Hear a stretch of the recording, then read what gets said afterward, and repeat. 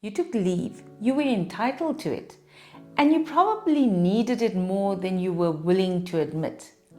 But somewhere around day 3 or 4, maybe even day 2, something started happening. You began thinking about what was waiting for you. The inbox, the unread messages, the work that kept moving while you stopped. And by the time you actually walked back in, your senior acted as though they had never known they'd been told you were on leave. Your team had frustrations that had been quietly building. Clients wanted immediate answers. Things were escalating, and within hours, the rest felt like it never happened at all. In fact, and this is the part many professionals never say out loud, you felt worse after the leave than you did before it. And you quietly asked yourself, was it even worth going? So here is what I want to say to you today. After close to 30 years working in corporate transformation and high pressure environments, and after experiencing burnout myself, I have come to understand something uncomfortable about professional culture. Many professionals are not afraid of work. They are afraid of the punishment that follows rest. And today, I want to talk about why that happens and what you can actually do about it. It's not generic advice. Real things that I have used myself and I've seen work. The first reason leave stops feeling restorative has nothing to do with how much work was waiting. It has to do with the fact that mentally you never fully went. So yes, your body was away, but your mind still running through things, still running through unresolved work, still wondering if things were falling apart, still calculating what was piling up. And many professionals start emotionally returning to the office 2 or 3 days before they physically go back. The anxiety, that starts building. The checking in starts. The mental preparation for the impact begins. So here is the physiological reality of that. Your nervous system cannot settle when your mind still believes a threat is waiting. So you come back from leave still tired, not because leave was pointless, but because you were never fully in it. I have also come across professionals who were still expected to process tasks whilst they were away, still answering messages, still approving work, still quickly assisting. So then what exactly are we calling leave? Because physically being away from work and mentally being allowed to disconnect are two entirely different things. The next part may be uncomfortable, but it is real. Many workplace cultures quietly reward constant availability. The person who is always online, always responding, always accessible, and always sacrificing.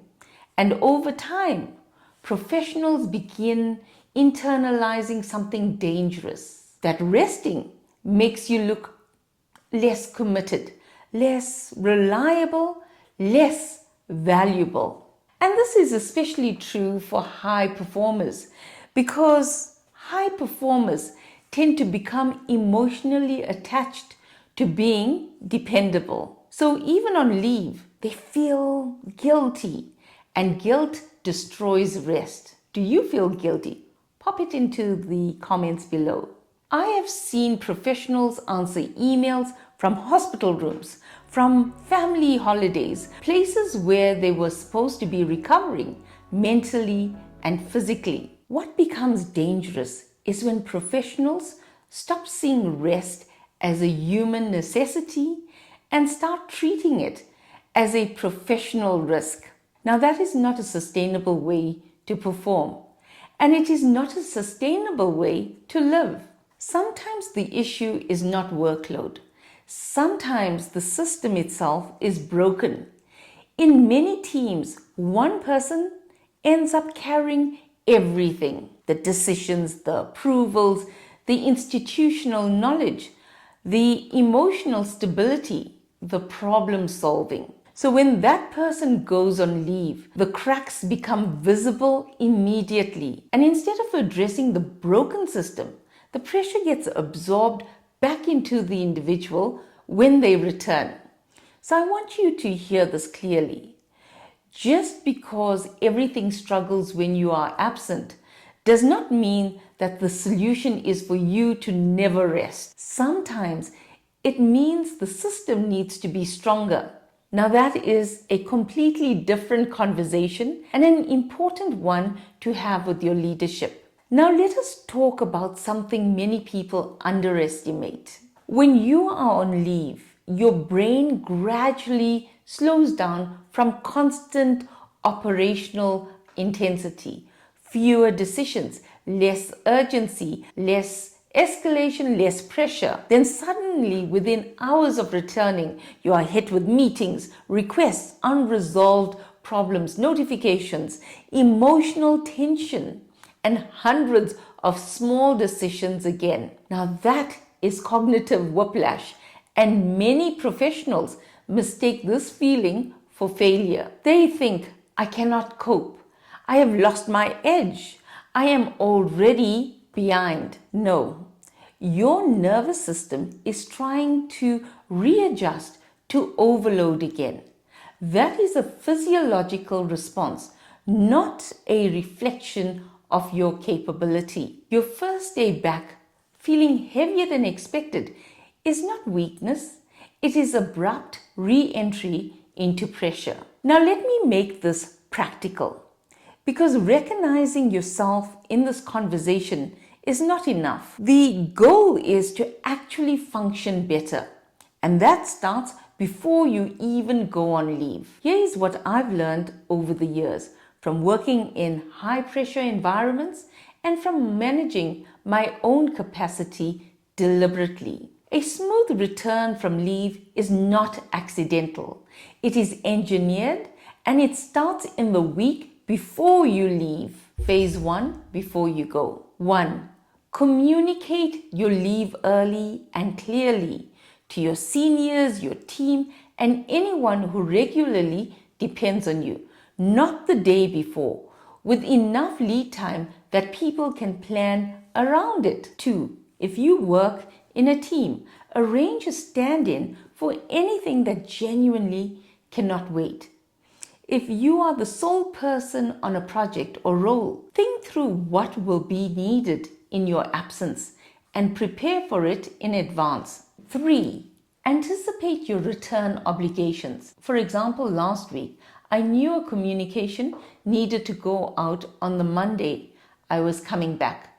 I wrote it, got it approved, and used the delayed send function so it went out automatically without me having to touch it on my first day. 4. Block protected time in your diary for your first days back before you leave. Not a full schedule, space specifically for focused work on deliverables that will need to go out. You see, if you do not protect it, it will be filled by other people's urgency before you even sit down. 5. Set a thorough out of office that does not just say, I'm away. Name the specific people your contacts can go to for different types of queries. This actually reduces the pileup and the expectation that everything waits for you. 6. One more thing, and I want to say this carefully because it is something I have used intentionally. Consider setting your out of office return date one day later than your actual return. That gives you a genuine catch-up day before the requests start flooding in again. You're not being dishonest. You are protecting your capacity to do good work. Phase 2, on your first day back. 1. Do not return straight into reaction mode. Do not open every email, join every meeting, or immediately absorb everybody's accumulated panic. Your first hour or 90 minutes should be yours to assess, to prioritize, and understand the landscape properly before you start moving. 2. Reprioritize deliberately. Things shift whilst you are away. What felt urgent before you left may no longer be the most important thing. Take the time to understand what actually needs to happen first, not just what feels loudest. 3. Separate real risk from emotional urgency. Not everything that sounds critical is critical. Some of it is just poor planning. Some is delayed communication. Some is frustration from others that has been building. So learn to distinguish between what is strategically important and what is simply emotionally loud.